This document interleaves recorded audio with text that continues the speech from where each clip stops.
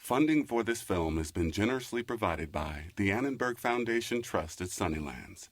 Citizenship is every person's highest calling.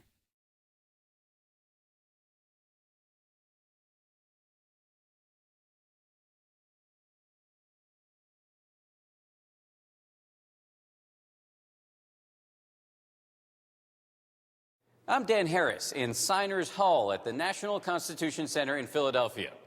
We hardly think of it this way today, but to these men, this was an experiment, starting a new type of government for a new country they were going to call the United States of America. Not only was there no guarantee that it would work, but history pretty much told them it wouldn't. In their day, nations were run by rulers, not rules. Kings and emperors told everyone else what to do. A government run by the people themselves, that was an old idea, but it had never quite worked. People fight with each other. It's human nature. People are messy. They have their own interests, and they disagree. All rulers knew that it took armies to keep the people under control. But these men believed it took a constitution, that they could create institutions that would let conflict occur, deal with it, and that people would accept the outcome. That's what they believed. And in the spring of 1787, it was time to deliver. But they weren't sure that they could. The Constitution was written in a time of crisis. They knew that if they failed at that moment, their country would fail. They responded by starting a nation in one room with just a handful of ideas and a small group of men. I do solemnly swear that I will faithfully execute the office of President of the United States. Films like this really kind of miss the point. Protect and defend the Constitution of the United States. Oh boy, they play right into the myth. A lot of the image that we have of the Founding Fathers comes in part from 19th century historians who actually wrote that God handed down the Constitution. Thomas Jefferson was a founding father. He was the one who wrote the Declaration of Independence. He called the men who wrote the Constitution demigods. So what did that make him? They're the closest thing we have to the Greek gods or royalty, and so they've been transformed into larger-than-life figures. For 200 years, we've written books about them, we've cast them in bronze, carved them from marble. Dr. Benjamin Franklin. We've made awful educational films about them. And you, James Madison. Our children's children will remember you. And the average school child in America is taught to speak of these men in kind of hushed whispers. They were all heroic figures who were going to be whisked directly up to heaven. In fact, everyday visitors to the nation's capital can walk into the heart of the rotunda, look up to the ceiling of the dome, and see a painting called The Apotheosis of Washington. In other words, George Washington becoming a god. These were real men who faced real challenges. They knew they weren't gods. Gods have special powers that men don't. And they didn't trust any man who wanted the power of a god or, say, a king. Many of them would blush or be embarrassed by the way we look up to them now. Well, some of them would anyway. We should admire them, not because they're superhuman, not because they're supermen, but because they're ordinary people. And that's what makes the real story so much more remarkable than the myth. Okay, for the record, Ben Franklin thought the Constitution would last, about 10 years. Franklin and some of these men were actually brilliant, but they really didn't know what they were getting themselves into. The point was they were trying to get out of a long, seemingly endless cycle of conflict. Let's go back for a minute. I'll make this quick. 150 years before the Constitution, we were separate colonies of Britain. We were ruled as the king saw fit. He could throw us in jail, make us pay unfair taxes, take our land. His word was the last word. That caused some conflict. In 1776, Thomas Jefferson and 55 other men risked their lives by signing the Declaration of Independence, telling Britain and the world that we weren't going to obey the king anymore. We fought a war to win our independence and started our own government in 1781, the Articles of Confederation. And the Articles of Confederation turned out to be a recipe for more conflict. Yeah, the first Constitution of the United States was a failure. The Articles of Confederation really did not bind the new states together into one nation. The Articles of Confederation were actually called a League of Friendship. What kind of a nation calls itself a League of Friendship? Remember that the colonists were revolting against England. They were revolting against a monarchy, and they were revolting against a parliament that had total power. What they wanted to do was to prevent anybody or any group of people, any institution in this country from having that kind of power over their lives. You had groups of people who had existed for a fairly long time and identified themselves as Virginians or as people from Maryland or people from Massachusetts. North Carolina, where the wonders never cease. Delaware, it's good being first. They want what later would be called states' rights, state sovereignty. The states saw themselves as essentially sovereign nations that had kind of agreed to kind of maybe work together, maybe kind of, sort of. And things fall apart so quickly that it's really kind of dazzling. One of the biggest, if not the biggest, problems that there was no power of taxation. Under the Articles of Confederation, the national government was flat broke. It couldn't afford to protect ships on the Atlantic from pirates, and it couldn't protect citizens on the western borders either. Each state printed its own money. Even more dramatically, New York State, which has the great port of New York City, is charging Connecticut and New Jersey an arm and a leg for everything that comes into their port. And so Connecticut and New Jersey are meeting to plan a united military attack on New York.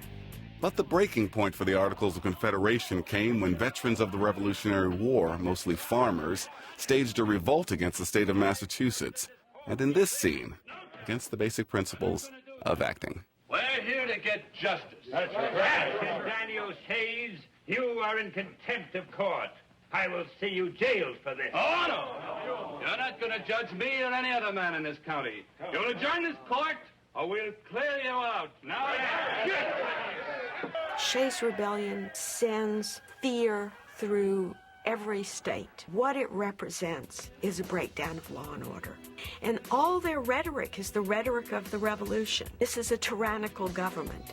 This is a government that's not looking out for the interests of the people. When Washington hears about Shays' Rebellion, I think for him this is the low point of the whole Confederation period. General Washington, another such outbreak as this Massachusetts affair and we shall have anarchy. He said, it's a triumph for our enemies that we are incapable of governing ourselves. We can't even win the loyalty of our own citizens. Something has to be done. But what? Everyone knew this government needed to be fixed, but the big question was, how? A convention was called in Philadelphia to fix the Articles of Confederation.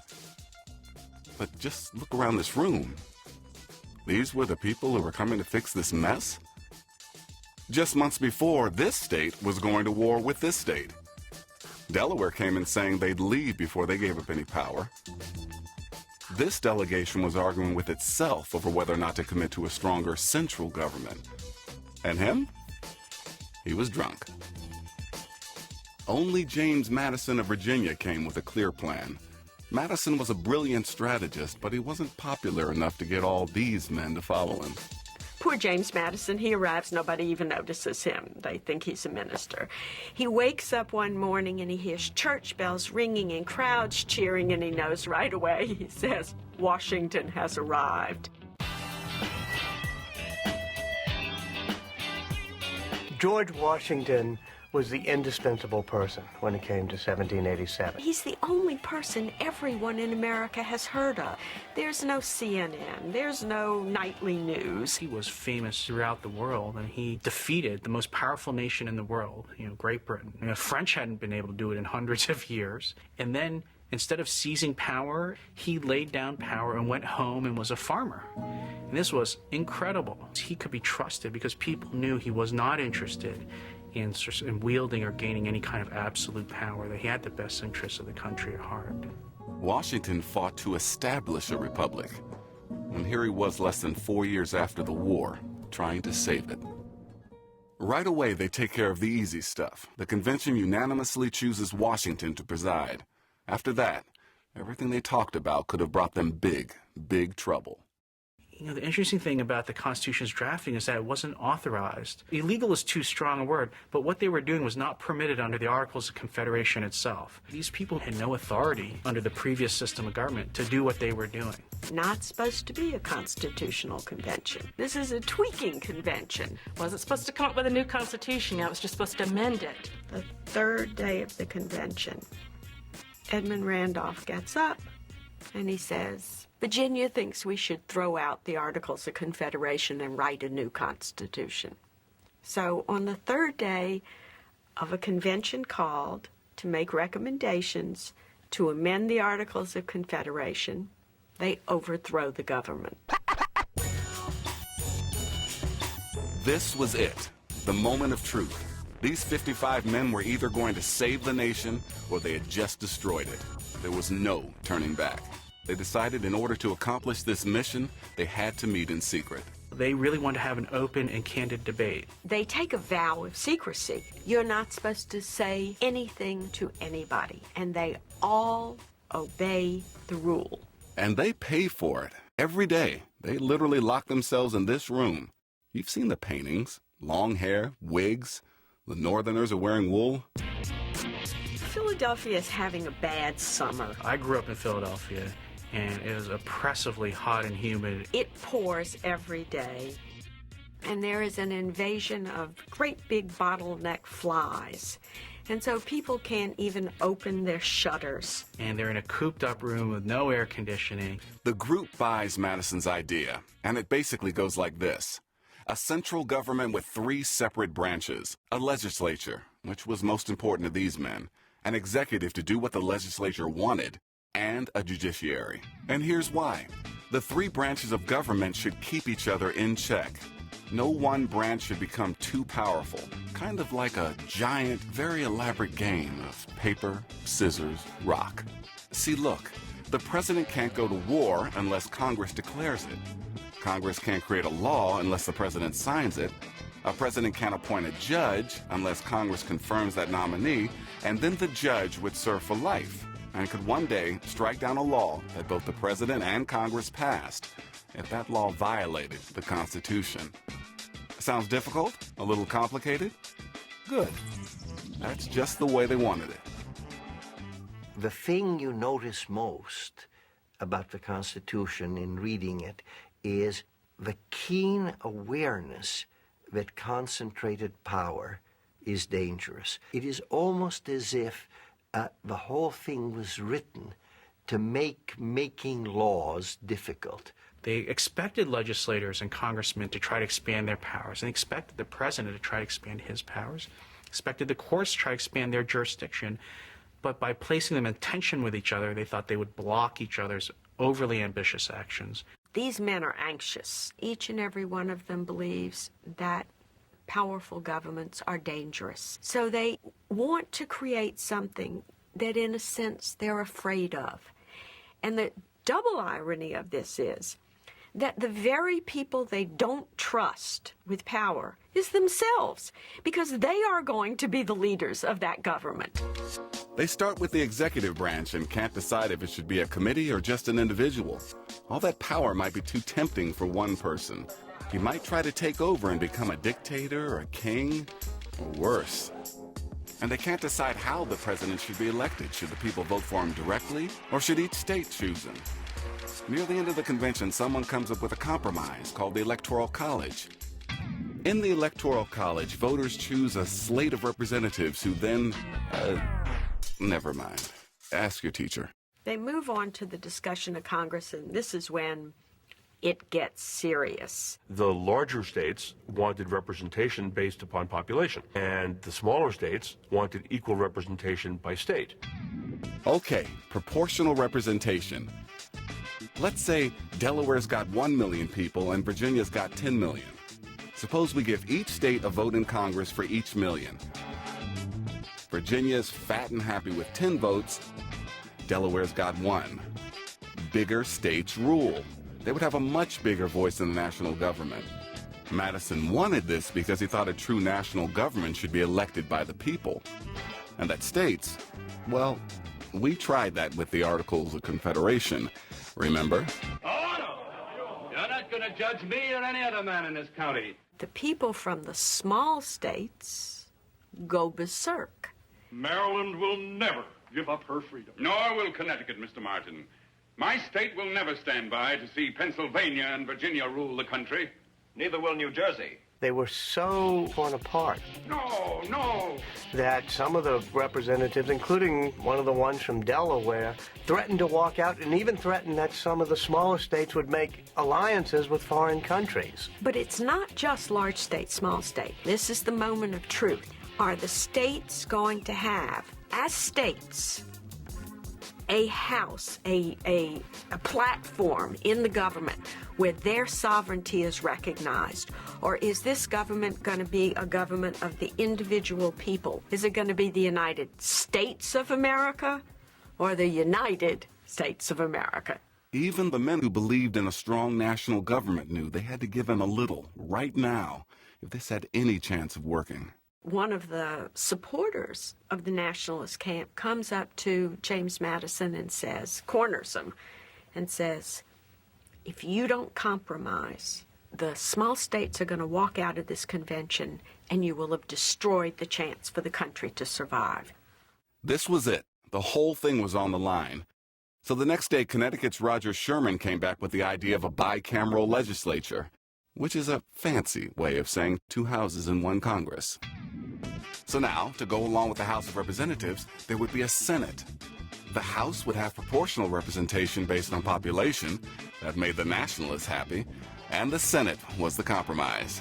There, each state, big and small, would have 2 representatives. So Delaware would get the same number of votes in the Senate as Virginia.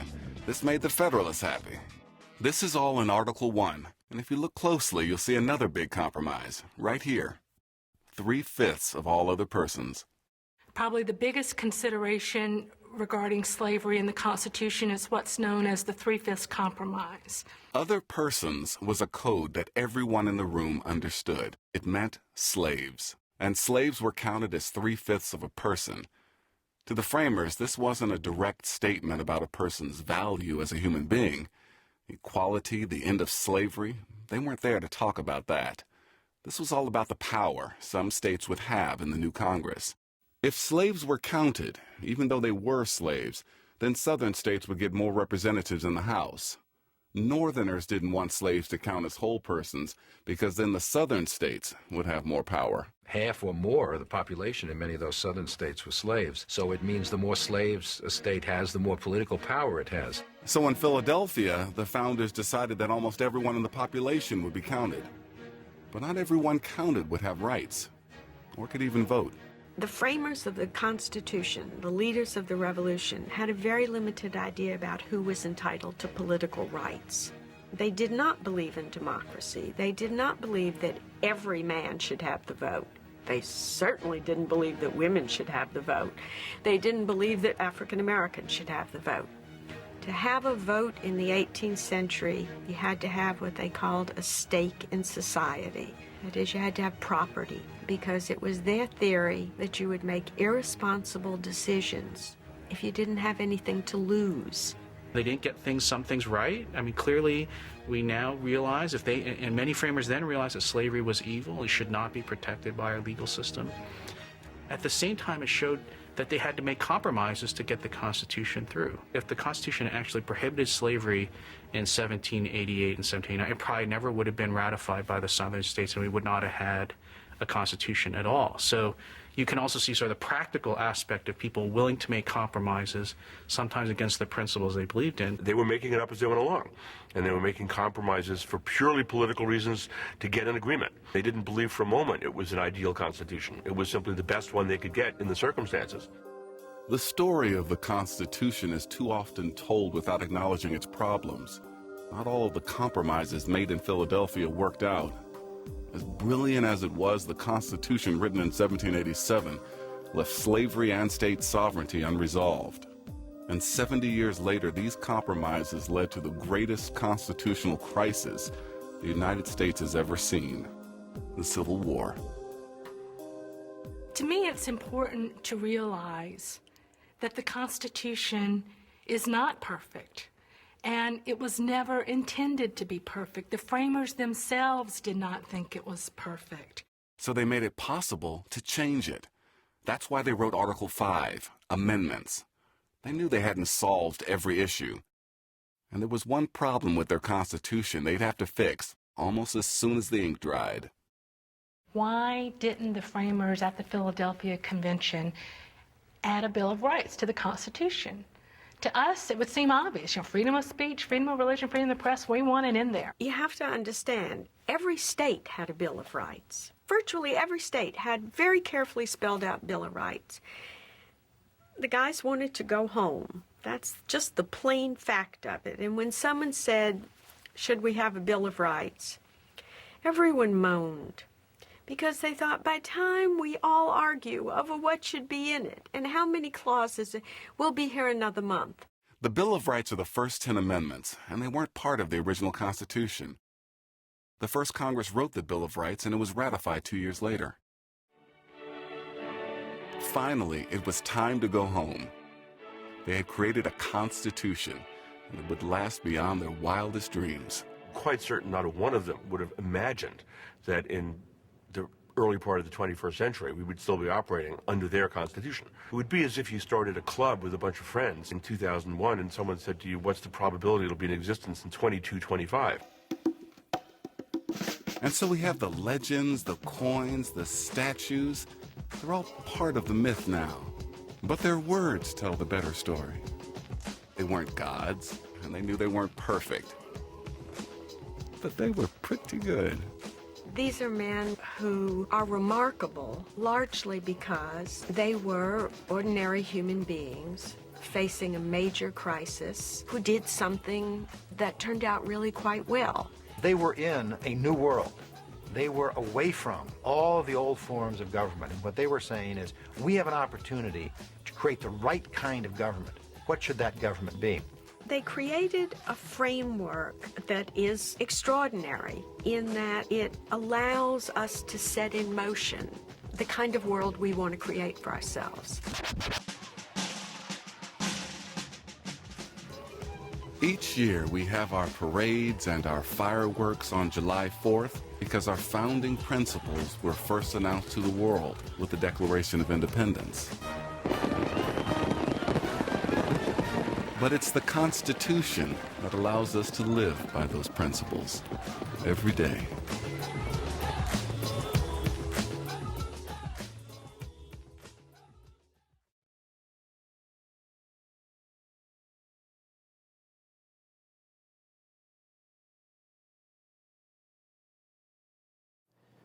A poor man interprets the Constitution, and he changes America. It sounds like a fairy tale, but it's actually true. I'm here at the National Constitution Center, a place where you can learn about the framers, the Constitution, and its core values. This is the story of one poor man who didn't know much about American history, but he thought he'd been treated unfairly, and he knew just enough about the Constitution to do something about it. Now, you may think watching this today that your voice can't be heard or doesn't matter, but Clarence Earl Gideon changed the way we administer justice in this country, and he did it from a prison cell. A turn off Route 98 in Bay Harbor, Florida is not a trip down memory lane. Memories here don't last as long as the smoke from the local paper mill. Take this empty lot. Today you'd never know it, but history was made here. The pool hall is gone and so are the people. But the principle they left is still standing. This is Clarence Earl Gideon. He wasn't much at pool, and he was almost as bad at life. He was a very unlikely constitutional hero, but you know, the cases that come to the court don't usually come from the winners in society, they come from the losers.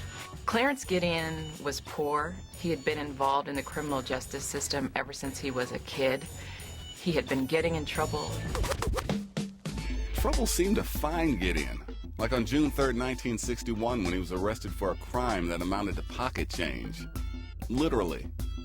Small change had gone missing from this cigarette machine and from this jukebox. Maybe $5 to $60 total in the Bay Harbor pool room on the edge of Panama City, Florida. That's the pool hall there on the bottom. Some wine, some beer, and a few bottles of Coca-Cola were also gone. A witness claimed he saw Gideon that night, his pockets bulging with change. For the change in the stolen drinks, Gideon found himself facing some very serious time in prison. CBS reports, The Poor Man and the Law. The case of Clarence Earl Gideon set the stage for a great turning point in American jurisprudence. Look at this. The Gideon case became such a big deal that CBS News did a primetime documentary about it, using the actual people to reenact the courtroom scene word for word. An educational film did the same thing a little bit later, but in color. The man with a deep sense of his legal rights. There's a very famous book about it written by this man, Anthony Lewis, called Gideon's Trumpet. And they made the book into a movie, starring Henry Fonda. I'm entitled to a lawyer. The next case on the docket is the case of the state of Florida versus Clarence Earl Gideon. What says the state? Are you ready for trial? The state is ready, Your Honor. What says the defendant? Are you ready for trial? I'm not ready, Your Honor. Gideon was flat broke. So broke he had spent the last 2 months here in the county jail because he couldn't even afford bail. There was no way he could pay for a lawyer. I have no counsel. Wait, stop. Rewind. Okay, I know this is black and white film and bad acting, but this is a turning point in our story. Sorry for interrupting, but I didn't want you to miss it. I have no counsel. Why do you not have counsel? Did you know that your case was set for trial today? Your Honor, I request this court to appoint counsel to represent me in this trial. I'm sorry, but I will have to deny your request to appoint counsel to defend you in this case. But Gideon was a stubborn old man who thought this was unfair. The United States Supreme Court says I'm entitled to be represented by counsel. He had this obsession that he was entitled to a lawyer. He was wrong, of course. Under the laws that stood before he began the case, he was wrong. Well, half wrong. Here's how it works. We actually live under 2 sets of laws, federal and state. Most crimes and small infractions like driving through a stop sign fall under state laws. Criminal law is mostly state law.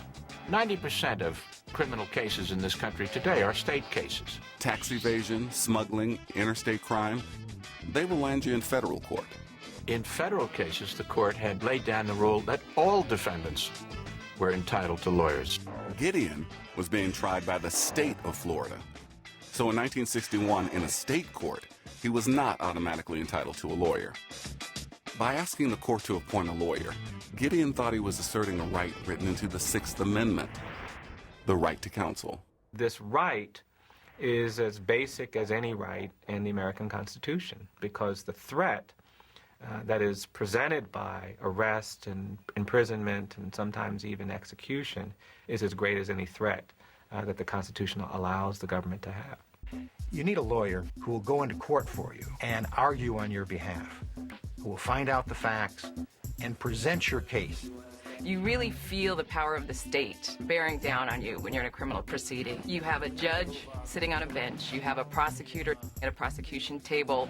And the defense lawyer is really the only person fit into the process to stand there with the defendant to make sure that they are not going through this very scary, intimidating process alone.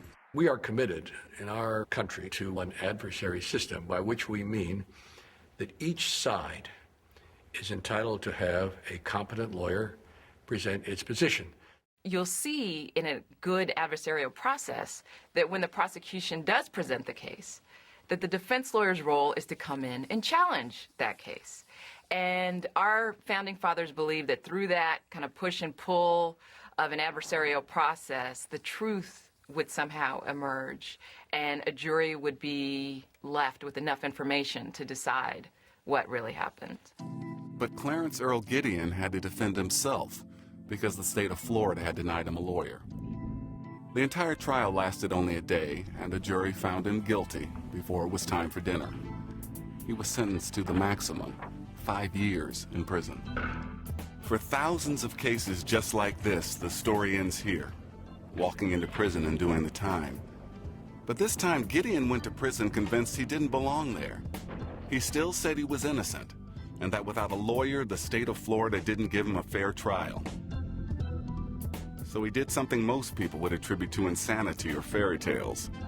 With a pencil and a prison notepad, Clarence Earl Gideon wrote a petition to the Supreme Court of the United States. The Supreme Court has a category of cases it calls informa pauperis cases. That means cases brought to the court by people who are too poor to pay the usual fees and too poor to print up their documents. Poor people can file just with a typewritten or even handwritten document, and Gideon's was handwritten. It was a letter on lined prison stationery.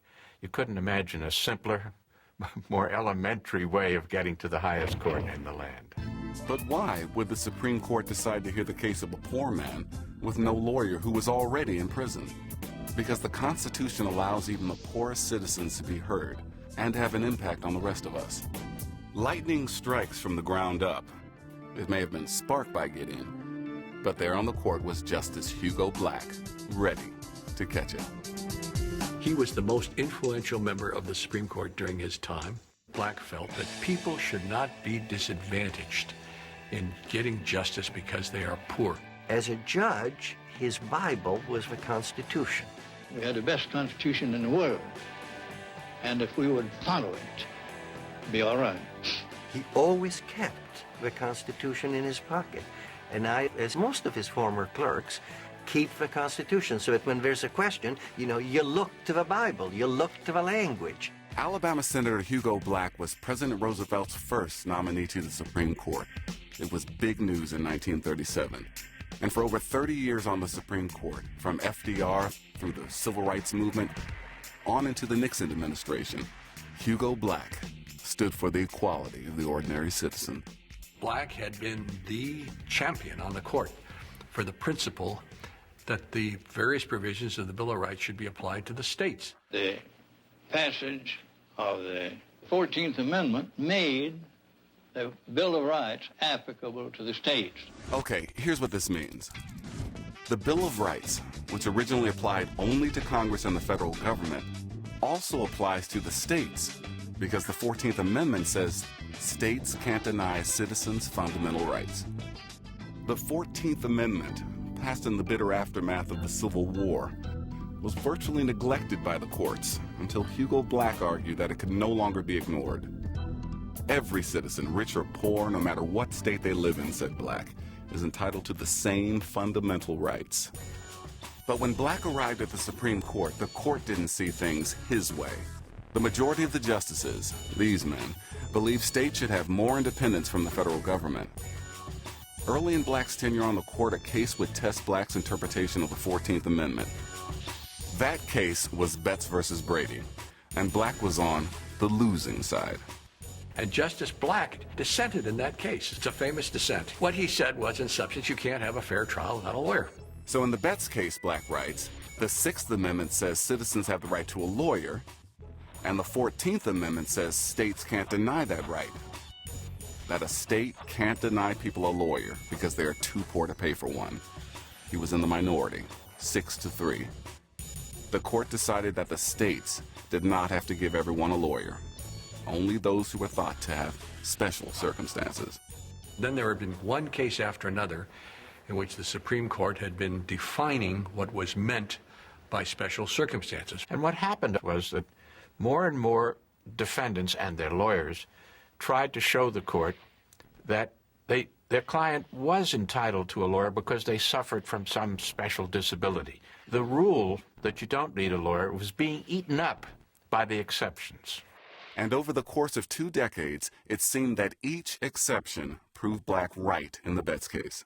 And he seethed for 20 years. He really thought Betts and Brady was decided the wrong way. He dissented, and he meant it, and he kept saying it for 20 years until it came time to decide Gideon against Wainwright.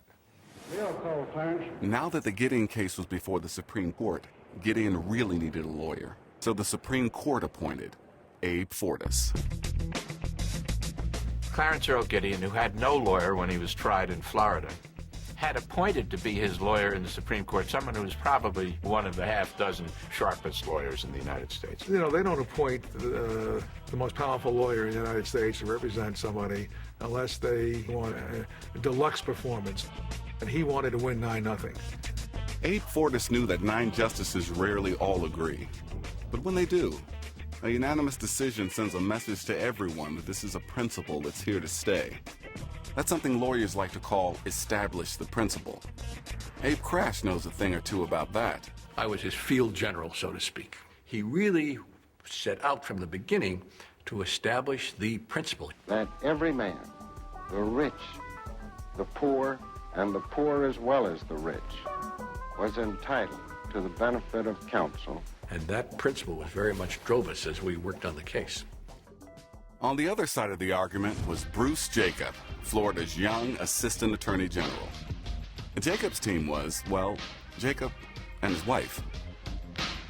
When I was working on the Gideon brief, my wife and I would drive up here to Tallahassee to this library every weekend, or almost every weekend, and do research here. He was all on his own. He didn't have a big law firm. He had nobody else from the Attorney General's office. I gave it everything I had in terms of time and energy and work, because I'm a lawyer. That's what lawyers do. Lawyers, when a lawyer takes a case, a lawyer puts his heart into it. Of course, the irony here is that Jacob was doing all this work to argue against a person's guaranteed right to a lawyer. He took that argument and his inexperience into the Supreme Court in January 1963. At the time of the argument, I'd never even seen the Supreme Court. He was really outgunned. I felt like I was caught in a crossfire because the justice over here would ask a question. There are 9 people asking you questions. And one justice would ask a question, then before I'd answer that question, someone else would ask a question, then maybe a third person would ask a question. Bruce Jacob was interrupted 92 times by questions from the Supreme Court. It came so fast. It was a brutal experience. It really was. The irony is that Florida didn't think that indigent defendants needed lawyers, and they didn't seem to think that they needed many lawyers either. We argued essentially the reasoning that was used in the decision of Betts versus Brady by the Supreme Court back in 1941 or 1942. Jacob took the traditional states' rights or federalist position that states should be able to decide for themselves who does or doesn't get a lawyer without federal interference. Fortas saw this argument coming and argued that because of the special circumstances clause in Betts versus Brady, federal courts were forced to intervene in states' cases. Jacob argued that if the court sided with Fortas, it might force the states to free thousands of other inmates who had been convicted without having a lawyer. The entire country was in danger of having a lot of hardened criminals turned loose on society. But that cannot deter us from doing justice in the individual case. Fortas argued, in effect, that many of those people were sent to prison just like Gideon, and that made the principle here even more important. That the 14th Amendment made it clear that states had to abide by the fundamental rights laid out by the Bill of Rights, including the 6th Amendment's right to counsel. The time had certainly come when this basic principle of justice had to be established. On the morning of March 18th, the decision was announced from the bench of the Supreme Court. Chief Justice Warren turned to Justice Black and said, like this, just nodded, and Justice Black said, I have for announcement the decision and opinion of the court, Gideon against Wainwright. Here was Justice Black's vindication for 20 years of dissent from Betts against Brady. He said, we were wrong when we decided Betts against Brady, and now we're finally making it right. For Hugo Black, the vindication was complete. Not only did his belief in the 14th Amendment carry the day, but largely because of Black, the court decided in Gideon's favor, 9-0. The decision was unanimous. It was one of Black's greatest opinions. The day had arrived when this principle, for which he had fought for so long as a justice, was now the law of the land. The court had now truly established the principle, hanging right over its front door. Equal justice under law. When the Supreme Court decided the Gideon case, they really breathed life into that phrase. And it doesn't matter if you're rich, it doesn't matter if you're poor, you get the same equal chance. Just look at what happened to Gideon. His win at the Supreme Court didn't set Gideon free, but it gave him a second trial. That gave the people who made these films an excuse to hire Gideon's real attorney, Fred Turner, to play himself. Here he's pretending to investigate the case, which he did. And here he's pretending to argue the case, which he did much better than Gideon. He poked holes in the state's case. That is an awful lot of change to jam into those pockets. And this time, with a competent attorney. Not guilty. So say you all, gentlemen? Yes, sir. Clarence Earl Gideon was a free man. The man who had won a landmark Supreme Court case went back to a modest and honest living, working odd jobs and pumping gas. Free, because of the principle he'd helped to establish. When I go to the United States Supreme Court and I see where it reads equal justice under law, I'm very inspired by that. I'm very comforted by that. But I'm also provoked by that, because I know that we don't have equal justice under law. I know that even now, even after Gideon, lots of poor people are treated unfairly. I see it as an aspiration, but I don't see it as something we've realized yet. It takes more than one person to turn a principle into a common practice. But the value of that right is that it's there, written into the Constitution and established as a goal for society to reach for and to live up to. People will fall short. Rights can be ignored or even trampled, but that's why it's written down. So that even a stubborn old man in prison can protect himself with nothing more than a pencil and some knowledge. If you know your rights, you can protect your rights. If you don't know your rights, you can't. They'll always be there if we protect them, if we fight for them, if we make sure they're not taken away. And that's the essence of the Gideon story. He understood he had a right, and it was being taken away from him, and he fought to get it back.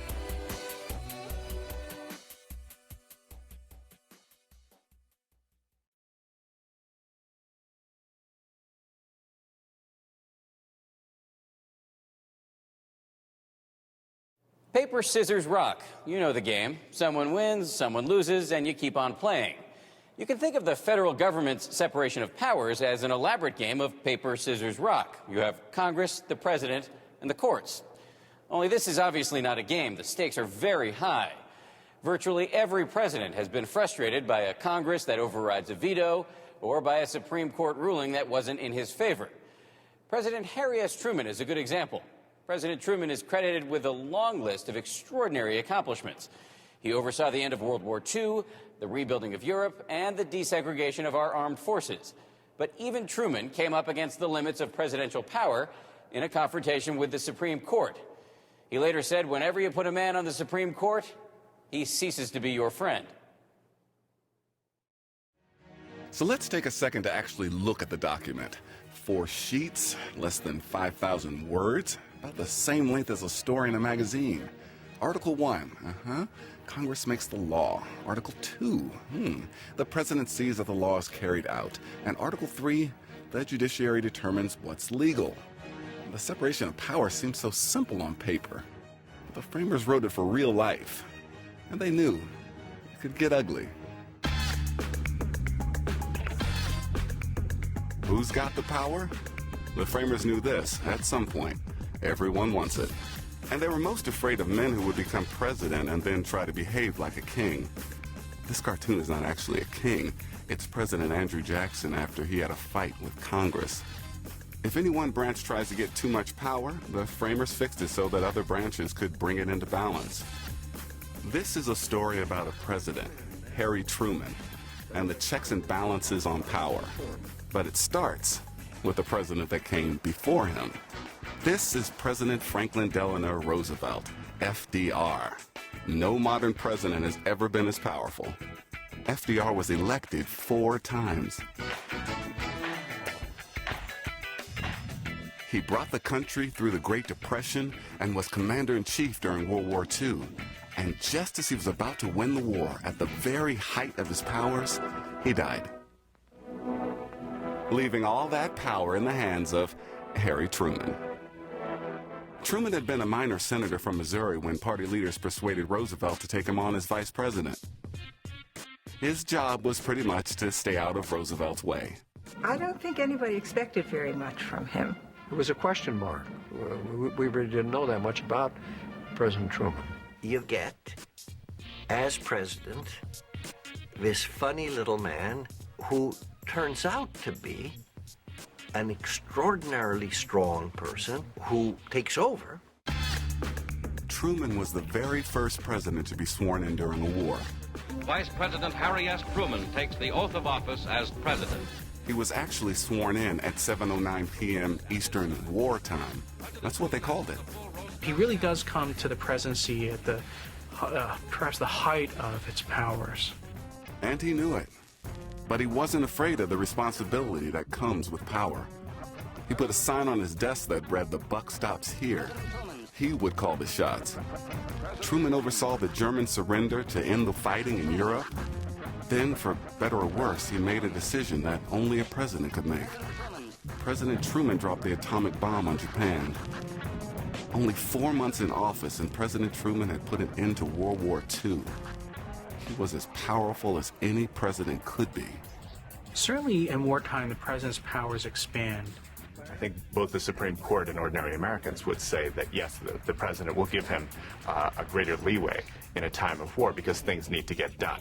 But when the war is over, a peacetime president has to keep fighting if he wants to hold on to some of that power. And his first big fight was with Congress. Washington is under a virtual state of siege during the closing hours of the Taft-Hartley labor bill fight. In 1947, over President Truman's strong objections, Congress passed the Taft-Hartley law as a way to resolve labor disputes.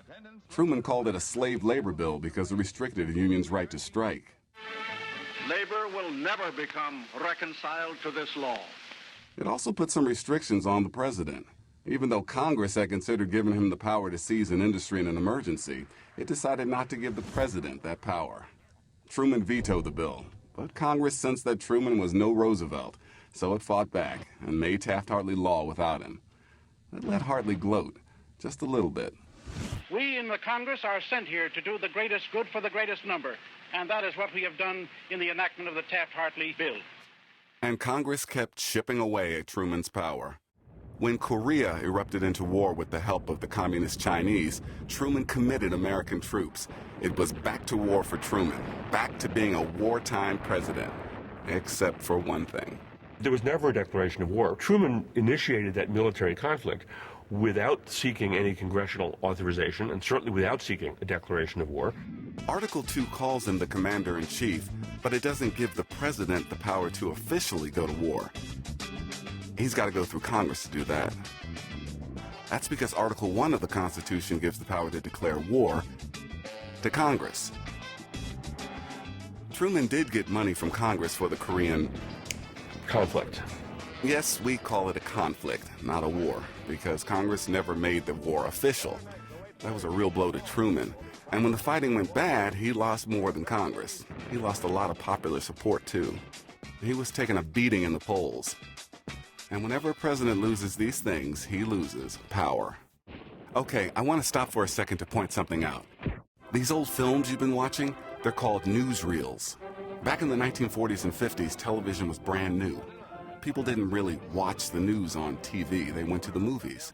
And before the main feature, they got their news from these. They were loud, corny. Right 'em, Timperu. And by March 1952, Harry Truman's news was that he wouldn't seek re-election. I shall not be a candidate for re-election. He was a lame duck, but he was still the president. So when the nation faced an almost certain steel strike and Truman's power was waning, Truman was still behaving like the wartime president he had been when he was sworn in. Not a lame duck whose power had been chipped away by Congress. Truman said the president has the power to keep the country from going to hell. In fact, at that moment, steel was being produced largely because of President Truman.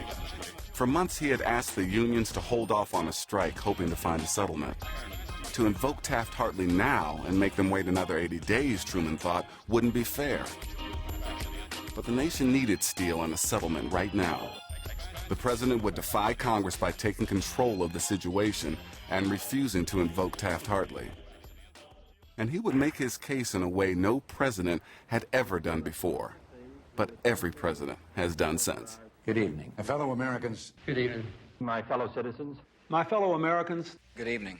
Truman used one of the greatest levers of power a president has to get his message to the people. My fellow Americans, Tonight, our country faces a grave danger. President Truman went on national television to announce that he would be taking over the nation's steel mills. The strike was supposed to start in a little over an hour, and he wasn't going to let that happen. If steel production stops, we will have to stop making the shells and bombs that are going directly to our soldiers at the front in Korea. He gave a very impassioned speech. With American troops facing the enemy on the field of battle, I would not be living up to my oath of office if I fail to do whatever is required to provide them with the weapons and the ammunition they need for their survival. President Truman says that steel production is necessary to produce the munitions and weapons we need to fight the Korean War. If you interrupt steel production in the middle of a war, you will, he essentially says, you will be losing lives on the front. I'm directing the Secretary of Commerce to take possession of the steel mills and to keep them operating. He wanted a settlement, and that's what he was about. And he talked about how we needed steel and we couldn't afford a strike. And all of that would have been just fine. But then he got all revved up about the steel industry. That the steel industry is making very high profits. They are raising all this hullabaloo in an attempt to force the government to give them a big boost in prices. And how they were trying to rob the government by raising prices and rob the American people. They wanted money that they were not entitled to. The steel industry wants something special, something nobody else can get. By the next morning, Charles Sawyer, the Secretary of Commerce, was the new boss of steel. The U.S. flag now flew in front of every seized mill. The government was officially in charge. And that made Clarence Randall really, really angry. Randall was the head of Inland Steel and the spokesman for all of the steel companies. Since the steel industry negotiated one contract for all the companies, they spoke as one. And Randall, a World War I vet and a graduate of Harvard Law School, was particularly steamed about Truman's speech from the night before. It is not the President of the United States to whom I make answer. It is Harry S. Truman, the man who last night so far transgressed his oath of office, so far abused the power which is temporarily his, that he must now stand and take it. Now you're talking about over 600,000 jobs at stake, plus national security. This was a big, big deal. And Randall and the steel companies were powerful enough to get equal TV time with the president. He didn't waste it. I shall not let my deep respect for the office which he holds stop me from denouncing his shocking distortions of fact. Nor shall I permit the honor of his title to blind the American people from the enormity of what he has done. He has seized the steel plants of the nation. But Randall was quick to make it clear that this was not going to be a fight over personal issues. This was a fight about the Constitution. This he has done without the slightest shadow of legal right. No law passed by the Congress gave him this power. He knows this and speaks of general authority conferred upon him by the Constitution. But I say, my friends, that the Constitution was adopted by our forefathers to prevent tyranny, not to create it. When the U.S. president seizes private industry and industry talks back, that's kind of the quintessential constitutional question. What can the president do and what can he or she not do? But before a higher court could decide the big constitutional issues, Steele went to a lower court just to stop Secretary Sawyer from taking over the mills. They wanted a preliminary injunction. Preliminary injunction is essentially saying, keep things as they are for the time being until we can figure out what the law actually requires. In Washington, steel company attorneys promptly seek an injunction in federal district court to prevent the executive order from being carried out. But there in the lower court, the president ran into Judge David Pine, who was not going to give the president a pass just because he was the president. Pine was born and raised in Washington, had clerked for 2 attorneys general, served in World War I, and had been the district attorney for Washington, D.C. He was no lightweight. He knew a thing or two about the separation of powers.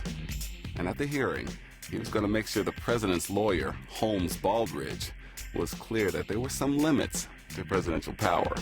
Pyne would ask him simple things about executive power, like if the government went into your home and said, "Out of here, this home is mine," do you have nowhere to go?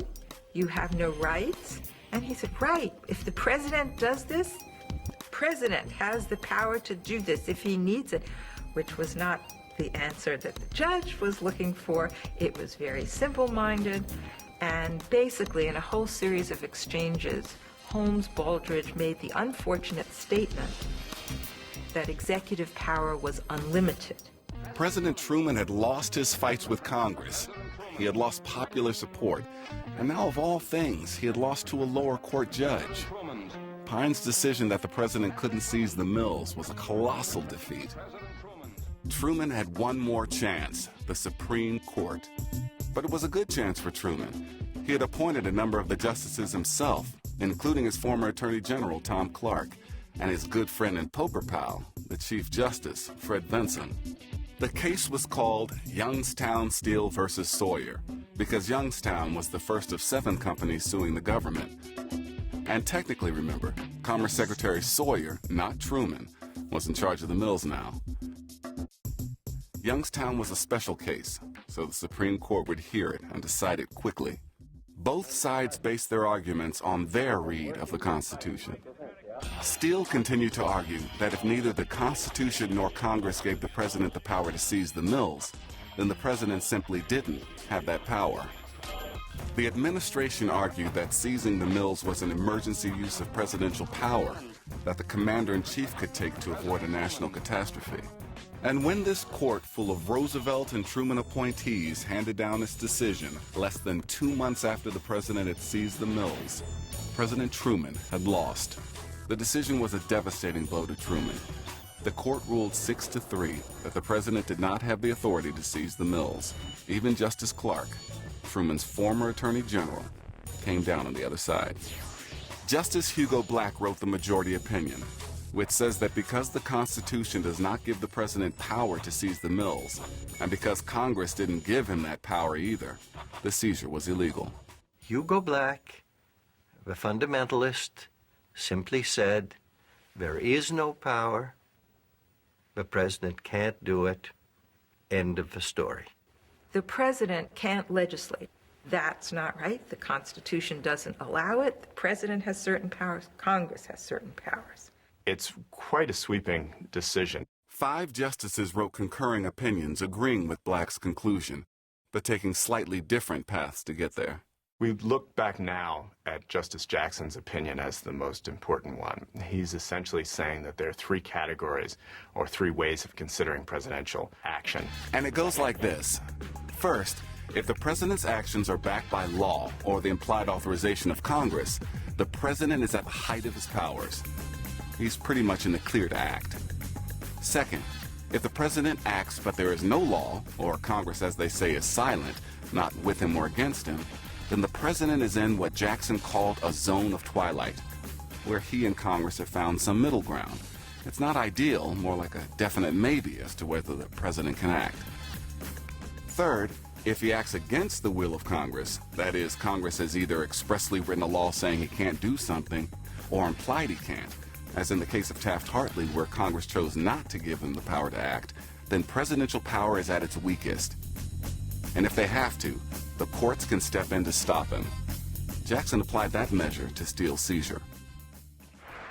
Harry Truman had seen the heights of presidential power, and now in his last months in the White House was feeling its limits. The Roosevelt period of the mighty president was over. It had to stop. If there weren't something that stopped it, the movement in terms of centralizing everything in the president would be much too dangerous. And so you find in the history of the United States, again and again, after a tremendous growth of presidential powers, Congress, the courts, Congress, doing things to say enough already. Youngstown made clear that the President of the United States does not have the authority of a king. Even when the president's powers are at their height, the president is limited by the guarantees of the Constitution. In some ways, the Youngstown case is remarkable that it's even a case. You can think of very few countries around the world, especially at that time, where you would have a case about whether the president of the country could seize a private industry at a time of conflict. The mere fact that this is a case that could go through the court system, that a district court judge could halt the actions of a U.S. president, and that there was no question that the president would respect the decision of the U.S. Supreme Court when it came, is really a remarkable thing, and it speaks to the power of the Constitution and the separation of powers. That was just one case, but the battles caused by the separation of powers have continued to this day. It can be a little messy, but it's a mess that these men who wrote and signed the Constitution would be very happy to see, because it means the country is working just the way they planned.